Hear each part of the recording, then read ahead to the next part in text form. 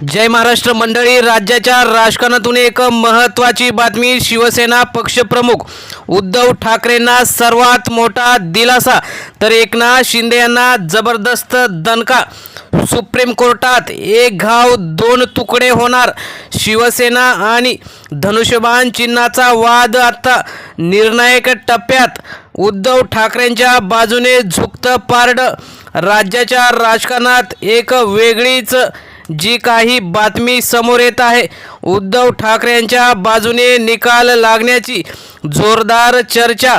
ही महत्त्वाची 5 कारणे, यामुळे उद्धव ठाकरे जिंकणार.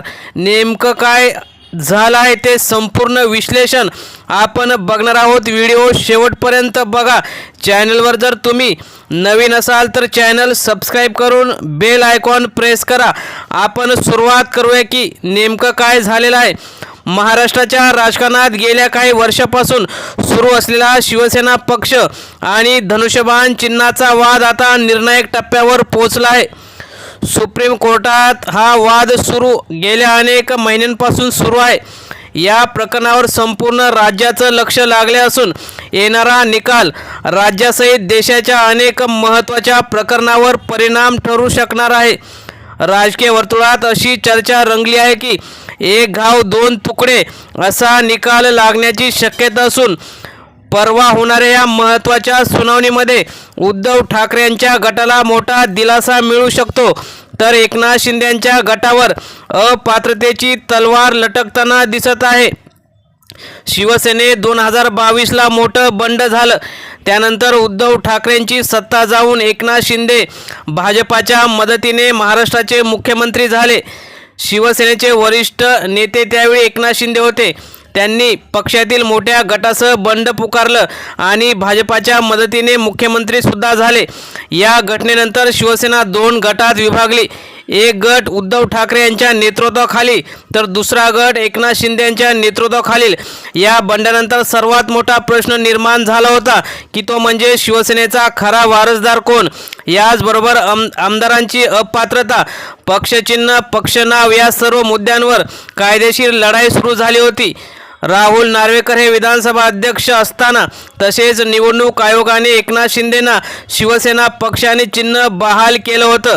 त्याविरोधात उद्धव ठाकरेंनी आवाज उठवत सुप्रीम कोर्टात याचिका दाखल केली होती आणि तो निर्णय कसा चुकीचा आहे हे सांगत उद्धव ठाकरेंनी शिवसेना पक्षाने चिन्ह याचे वारसदार खरे हे ठाकरेच आहेत असं ठासून सांगितलं होतं. परंतु अनेक वेळा ज्या काही सुनावण्या होत नव्हत्या आणि सुनावण्या झाल्या तरी पूर्ण होत नव्हत्या, परंतु गेल्या 3 ते 4 महिन्यापूर्वी सरन्यायाधीशांनी सांगितलं की आता एक अंतिम सुनावणी घेऊन जो काही निकाल आहे तो जनतेसमोर मांडावा असं म्हणत त्यानंतर 2 वेळा सुनावणीची तारीख दिली, परंतु सुनावण्या झाली नव्हती. परंतु आता 2 दिवसांनी होणाऱ्या या सुनावणीत एकनाथ शिंदेंचा दारुण पराभव होण्याची शक्यता वर्तवण्यात येत आहे. कारण सध्याचं राजकारण बघता एकनाथ शिंदे यांचा गट आणि भाजपा यांच्यात वाढलेला संघर्ष, एकनाथ शिंदे आणि देवेंद्र फडणवीस यांच्यात जे काही गेल्या महिन्यापासून मतभेद निर्माण झाले होते त्याची सुद्धा किनार सध्या या महत्त्वाच्या निकालाकडे बघून कळते. तसेच काही दिवसापूर्वी एका मोठ्या वृत्तपत्राने सांगितलं की देवेंद्र फडणवीस आणि उद्धव ठाकरे यांची भेट झाली आहे. म्हणजेच त्या भेटीतसुद्धा काहीतरी गौडबंगाल नेमकं चालू असणार आणि उद्धव ठाकरे यांना पक्षचिन्ह मिळण्याची जी शक्यता वर्तवण्यात येत आहे त्याला अधिकच प्राबल्य या भेटीमुळे मिळत असल्याचं दिसत आहे. त्यामुळे एक घाव दोन तुकडे असं राजकीय विश्लेषक म्हणत आहेत.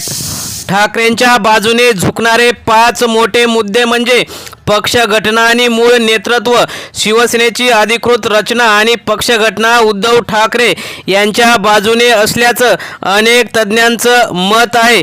तसेच कपिल सिब्बल यांनी सुद्धा चांगलीच बाजू सुप्रीम कोर्टात मांडलेली आहे. त्यानंतर दुसरा महत्त्वाचा मुद्दा म्हणजे बंडखोरीची वैधता. केवळ बहुमत दाखवून पक्ष ताब्यात घेता येत नाही हे न्यायालयाने पूर्वीही स्पष्ट केलं आहे. कारण आमदार खासदार यांची वैधता ही 5 वर्ष असते, परंतु पक्षाची जी काही संरचना असते ती अनेक वर्ष टिकते, त्यामुळे संख्याबळाच्या बळावर कोणालाही पक्ष देता येत नाही हे न्यायालयाने पूर्वीही स्पष्ट केलं आहे. त्यानंतर उद्धव ठाकरेंच्या बाजूने महत्त्वाचा तिसरा मुद्दा म्हणजे व्हीप उल्लंघन. बंडखोर आमदारांनी पक्षाच्या व्हीपचे उल्लंघन केल्याचा आरोप आहे, जो अपात्रतेसाठी महत्त्वाचा मुद्दा ठरू शकतो. कारण ज्यावेळी व्हीप हे उद्धव ठाकरे यांच्या गटनेत्यांनी दिलं होतं त्यावेळी शिंदे गटाबरोबर गेलेल्या आमदारांना अपात्र हे मुद्दे ठरू शकतात. त्यानंतर अतिशय महत्त्वाचा मुद्दा जो उद्धव ठाकरे यांच्या बाजूने जो अतिशय परिपूर्ण आणि महत्त्वाचा आहे, त्यामध्ये राज्यपालांची भूमिका. राज्यपालांनी घेतलेले निर्णयही न्यायालयाच्या परीक्षणाखाली आहेत. जर ते चुकीचे ठरले तर संपूर्ण सरकारच प्रश्नात येईल व त्यावेळी एकनाथ शिंदे यांचं सरकार हे अवैध ठरवता येऊ शकतं. त्यानंतर अतिशय महत्त्वाचा मुद्दा आणि शेवटचा मुद्दा म्हणजे जो काही पाचवा मुद्दा आहे, नैतिक आणि जनभावना. राज्यातील मोठा वर्ग अजूनही मूळ शिवसेना ठाकरेंचीच मानतो. हे राजकीय दृष्टिकोनातून अतिशय महत्त्वाचं आहे. तर हे शिंदे गटासाठी अतिशय धोक्याची घंटा ठरू शकतं. जर एकनाथ शिंदेंच्या गटातील आमदार अपात्र ठरले तर सरकारमध्ये अनेक दिवसापासून जे काही आमदार आहेत ते अपात्र होऊ शकतात. भाजपला याचा मोठा राजकीय फटका बसू शकतो. त्यामुळे सध्या शिंदे गटात मोठी अस्वस्थता निर्माण झाल्याचं सांगितलं जात आहे. भाजपाने सुद्धा सुरुवातीपासूनच शिंदे गटाला पाठिंबा दिला आहे. मात्र न्यायालयाचा निकाल प्रतिकूल लागल्यास भाजपाला नव्या रणनीतीची गरज भासू शकते आणि शेवटचा पर्याय म्हणून शिंदे गटाला भाजपामध्ये विलीन करून भाजपाची 100% जी भूमिका अगोदरपासूनच आहे तीच पुढे आणून स्वतःची ताकद भाजपा वाढवू शकते. त्यामुळे महाराष्ट्रातील सत्ता टिकवायची असेल, राजकारण करायचं असेल तर ठाकरेंशिवाय पर्याय नाही हेच यावरून दिसू शकतं. त्यामुळे या जो काही निकाल येईल त्याचा राज्याच्या राजकारणावर मोठा परिणाम होण्याची शक्यता मिळू शकते. सामान्य नागरिकांमध्ये या प्रकरणाबाबत मोठी उत्सुकता आहे. अनेकांना वाटतं की न्यायालयाने लवकर निर्णय द्यावा, कारण 3 वर्षापासून हा वाद सुरू आहे आणि निकाल लवकर आला नाही आणि उशीर आला तर त्या निकालाचा काय फायदा अशी सामान्य जनता म्हणत आहे. त्यामुळे सध्याच्या परिस्थितीत हा जर निकाल एक घाव दोन तुकडे लागत एकनाथ शिंदे यांच्या विरोधात गेला तर महाराष्ट्राच्या राजकारणात पुन्हा एकदा मोठा भूकंप होण्याची शक्यता आहे. सध्याच्या परिस्थितीत उद्धव ठाकरे यांच्या गटाला काही प्रमाणात वरचढ मानले जात असले तरी अंतिम निर्णय न्यायालयातच असेल. दुसरीकडे एकनाथ शिंदे यांच्यासाठी ही सर्वात मोठी राजकीय परीक्षा ठरू शकते. त्यामुळे आता संपूर्ण राज्याचं लक्ष या अंतिम सुनावणीकडे लागलं असून जे महाराष्ट्राचं राजकारण कायमचं बदलू शकतं. मित्रांनो, तुम्हाला काय वाटतं? शिवसेना पक्ष आणि चिन्ह यावर कोणाचा हक्क आहे, उद्धव बाळासाहेब ठाकरे की एकनाथ शिंदे यांचा? तुम्ही सुद्धा कमेंट बॉक्समध्ये जास्तीत जास्त कमेंट करा. धन्यवाद. जय हिंद, जय महाराष्ट्र.